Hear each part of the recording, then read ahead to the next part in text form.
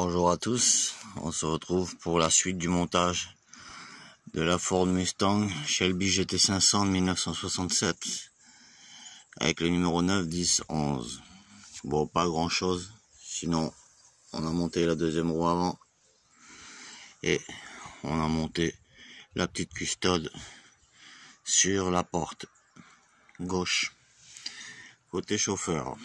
Voilà, donc petit récapitulatif très rapide. Alors je vous avais présenté sur le site Hachette en Angleterre, ils avaient fait un truc pour une souscription pour construire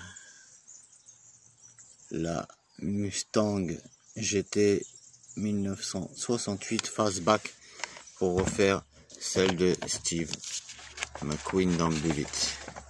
Sauf que le problème, ils nous ont dit que ils nous remercient, etc., etc. Mais ils vont prendre la décision plus tard si ils sortent finalement cette collection ou pas. C'était juste comme ça pour voir combien ils auraient eu de souscription s'ils avaient fait le truc. Donc moi j'avais souscrit.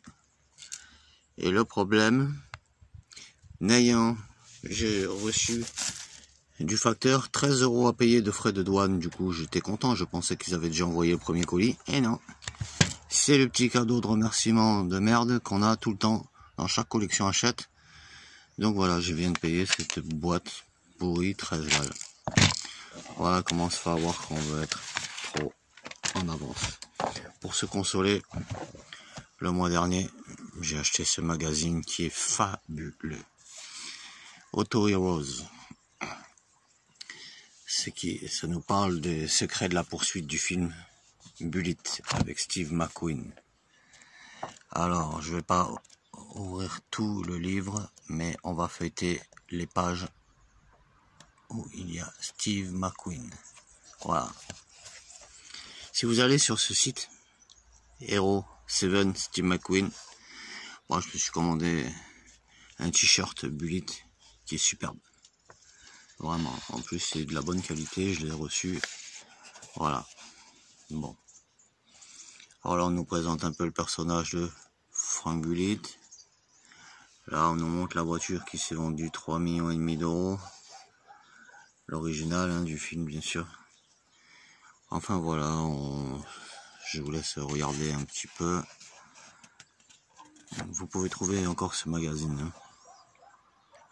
Alors, voilà. Là, on a vraiment des superbes photos, même certaines qui sont rares, sur le tournage.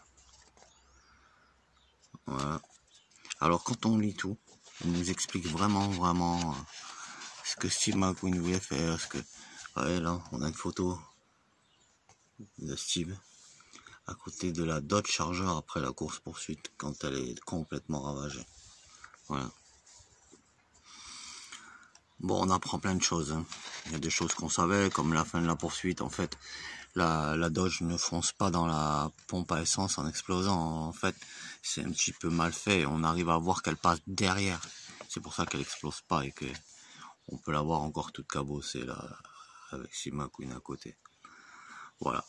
Bon, on nous explique tout ça, mais surtout, après, voilà, ici, il y a secret de poursuite.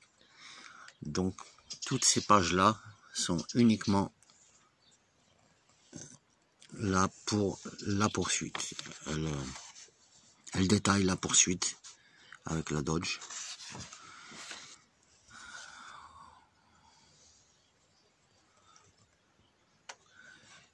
On y apprend plein de choses. Pourquoi on voit plusieurs fois qu'il dépasse la New Beetle, la Beetle, la coccinelle, la Volkswagen à plusieurs reprises, etc., etc.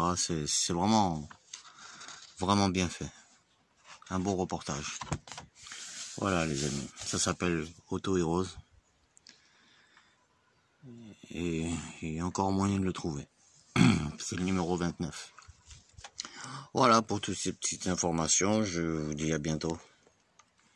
Salut.